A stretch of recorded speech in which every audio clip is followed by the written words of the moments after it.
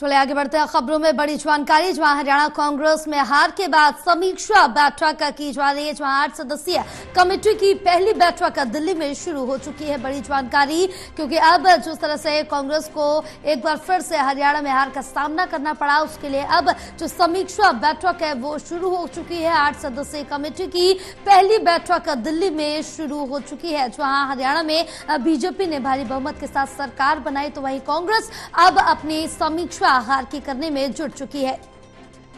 हमारे साथ associate editor Pradeep Kumar जुड़े हुए हैं और ज्यादा जानकारी लेंगे। प्रदीप, जिस तरह से देखें कि हरियाणा में सरकार का गठन हो चुका, बीजेपी ने भारी बहुमत से अपनी सरकार बनाई, तो दूसरी तरफ कांग्रेस अब अपनी हार की समीक्षा कर रही है। देखिए, लगातार हलचल बनी हुई है। चुनावी हार जरूर हुई, लेकिन इस नतीजों को अस्वीकार्य बताते हुए कांग्रेस ने कहा था कि तंत्र की जीत हुई है, लोकतंत्र की हार हुई है, और उसके बाद से ही गहमा गहमी देखने को मिल रही है। खुद पार्टी के अंदर ही नेताओं के बयान भी घमासान की ओर इशारा करते नजर आए हैं। जब अलग अलग नेताओं ने यहाँ पर जो बयान दिए थे, तो दूसरी तरफ अगर देखें, प्रदेश की इकाई भी इस पूरे मामले को लेकर वो कदम आगे बढ़ाते हुए कमेटी का गठन करते हुए नजर आई थी। और कमेटी जो अपॉइंट की गई है, इसमें 8 सदस्यीय कमेटी है जो हार के कारणों की समीक्षा के लिए बनाई गई है। प्रदेश अध्यक्ष उदय भान की ओर से इस कमेटी में कई नेता शामिल हैं। 8 नेता समीक्षा कर रही हैं और कहीं ना कहीं मंथन इस बात को लेकर कि जो 8 दिन के यानी 1 हफ्ते के अंदर रिपोर्ट देनी है, वो जल्द से जल्द तैयार हो, और इसीलिए बैठकों के दौर आगे भी देखने को मिलेंगे। लेकिन इस बैठक को लेकर, इस कमेटी को लेकर खुद कांग्रेस पार्टी के नेता सवाल उठाते नजर आए हैं।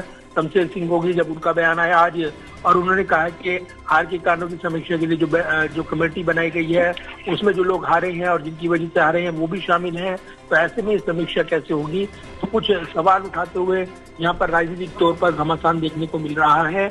लेकिन इस बीच जबकि रिपोर्ट तैयार करनी है, और ये खुद हमने देखा है कि जब पिछले दिनों बयान आया था कि के वेणुगोपाल जो संगठन प्रभारी है कांग्रेस के, उनकी ओर से बयान दिया गया था कि वो तमाम विकल्पों पर विचार कर रहे हैं, कानूनी विकल्प भी उसमें शामिल है। इससे पहले हमने देखा चुनाव आयोग की ओर से तमाम आपत्तियां जो कांग्रेस की ओर से थी वो खारिज कर दी गई थी, और उसके बाद कांग्रेस की ओर से चिट्ठी भेजी गई चुनाव आयोग को, और इसको अस्वीकार्य बताया गया कि जिस तरीके से स्पष्ट तौर पर ये जवाब दिया गया है वो अपर्याप्त है। और उसके बाद कांग्रेस महासचिव के वेणुगोपाल की ओर से बयान आया था कि वो कानूनी विकल्प पर विचार कर रही हैं। तो कहीं ना कहीं अभी भी भले ही नतीजे जो भी रहे हों, लेकिन उनको लेकर कांग्रेस ने इनको स्वीकार नहीं किया है, और यही वजह है कि एक राजनीतिक घमासान पार्टी के अंदर भी देखने को मिल रहा है।